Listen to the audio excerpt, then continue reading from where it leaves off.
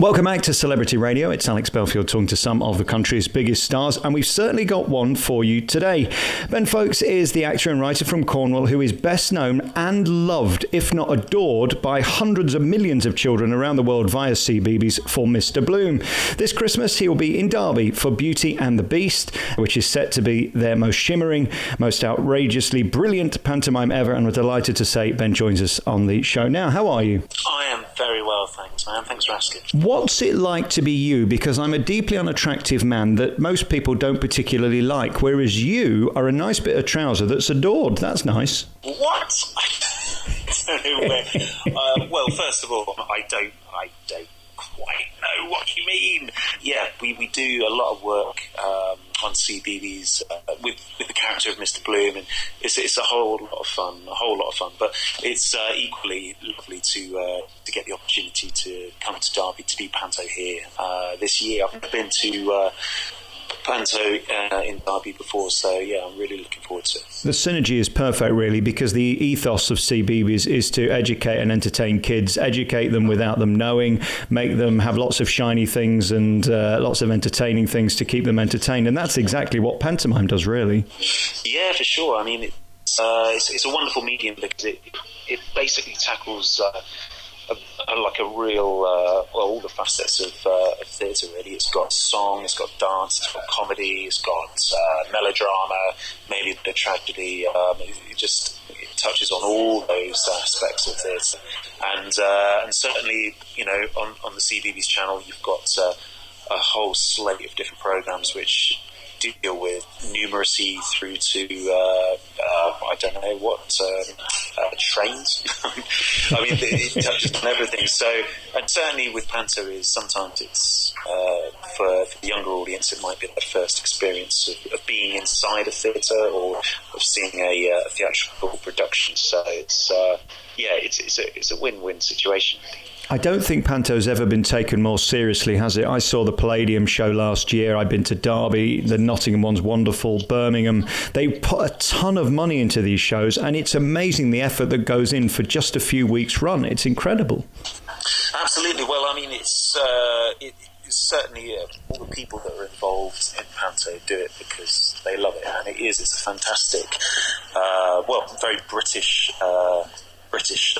export that we have, which look, I don't know how it would go down if in America or somewhere like that, but you know, culturally it's very it's highly revered in this country, and that's because at the moment there's so many companies do it, like putting together great productions that are very passionate about the content, and certainly for theatres as well, it's important because, you know, theatres it's hard for them at the moment. You know, some of them, they're under subsidised, and it's important that you know, pantos are able to come into venues so that they can help support the venue for the rest of the year when they're programming other sorts of content which might not be as commercial as panto. Let's talk about you for a little bit and your beginnings. How did you get here today via Mr. Bloom? I mean, you're a serious actor and you've done many jobs before this. It's just that happens to be the most famous. Did you always intend to be an entertainer, or is that just something that happened?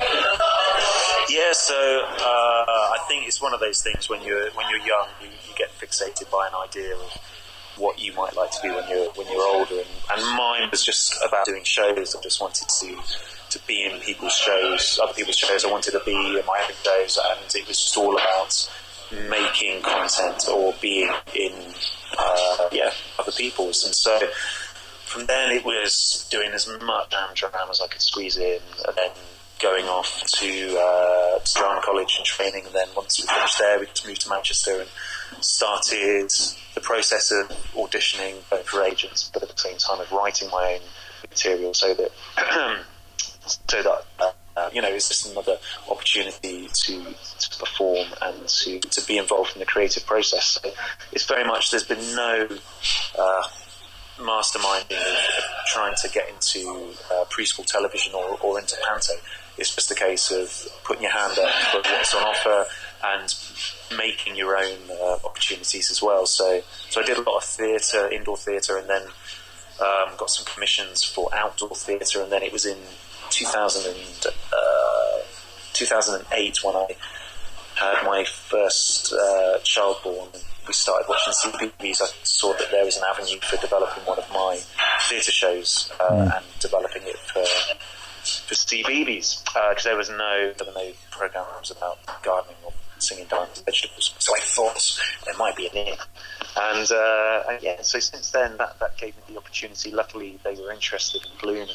So it went into production, and then that gave me the opportunity to write for television as well.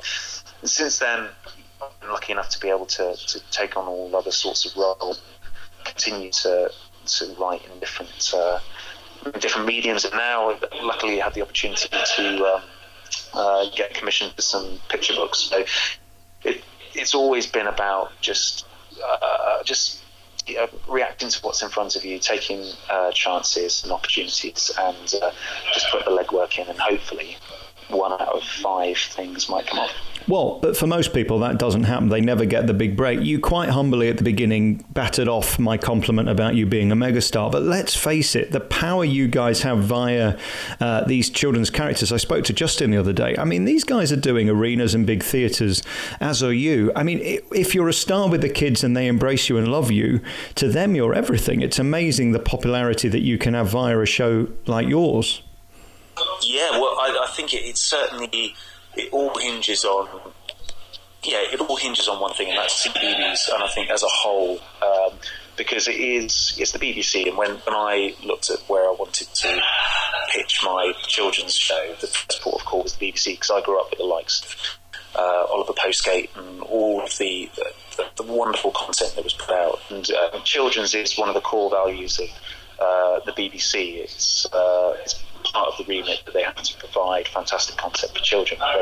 They certainly do that, and I think it's such an honour, and I'm so grateful to be part of that Cbeebies team, because you've got Justin and all of the other guys. I mean, it's impossible to list them, but the animation, the animated shows, the live action shows, all the presenters, and I think you see it when you get together for maybe the Christmas show or for the proms or the Shakespeare shows that we do. And I think it's, as a parent, that's also where I came across it first. I was watching it with my daughter as a parent, and so it's like, my goodness me, Andy's doing great stuff, and Chris and Poi are doing this, and when you finally meet them, it's overwhelming, because you take an interest in what your child is interested in, and you want to make sure that what they're exposed to is going to be beneficial. And with that Cbeebies, you totally know it's a safe environment, and so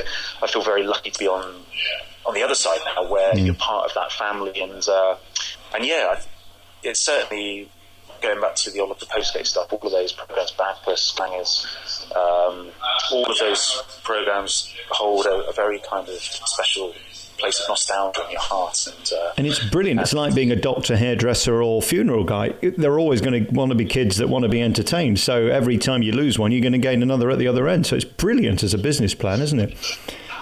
Well, I mean, Cbeebies is 0 to 7, and then CBBC takes them on after that, and that's also the curious thing as well, because I mean, Bloom, I'm trying to think now, that came out in 2011, so there's children that were, that's 6 years ago. So now some kids have gone way beyond that, and it would be, probably highly embarrassing if they were to watch it again. But no, I can't stress enough how lucky I feel to be part of that family, because it's very much a family. Did you once appear in Hollyoaks?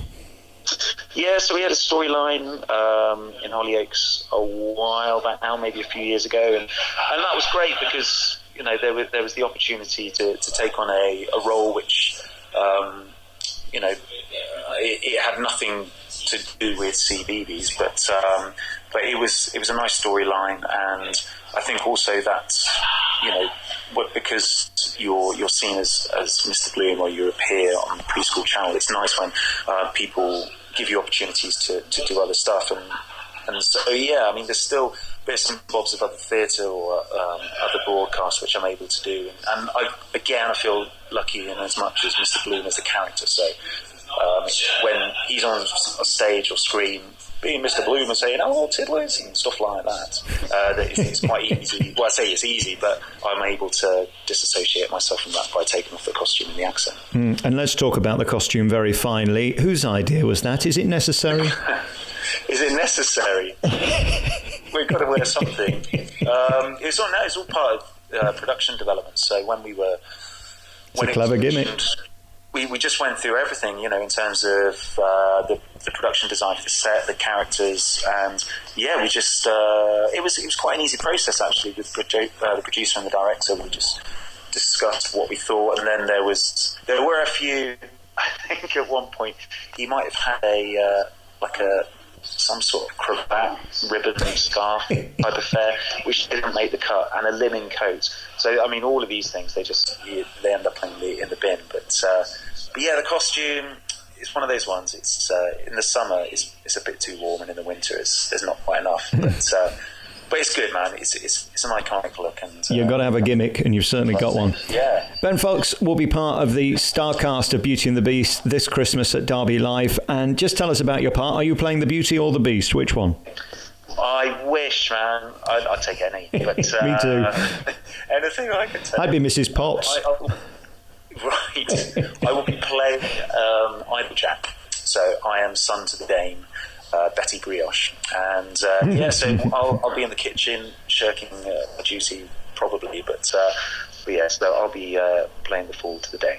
It is a joy, isn't it, when you stand on that stage and you see those kids laughing. It never gets old, and the fact the script is probably as old as it was when it was first written 100 years ago doesn't matter. We're waiting for those standard gags. We want them, and when they come, we just love them. Yeah, I mean, that's very true. Panto is an institution, and there's certain expectations that you have. But what's interesting as well, I mean, it's the first time I've worked with Little, the company here who are producing the Panto. But what's really exciting is that they write all of their shows from scratch. So even though it is the story of Beauty and the Beast, every year when they put on a Panto, they write the script from scratch. So there will be some stuff which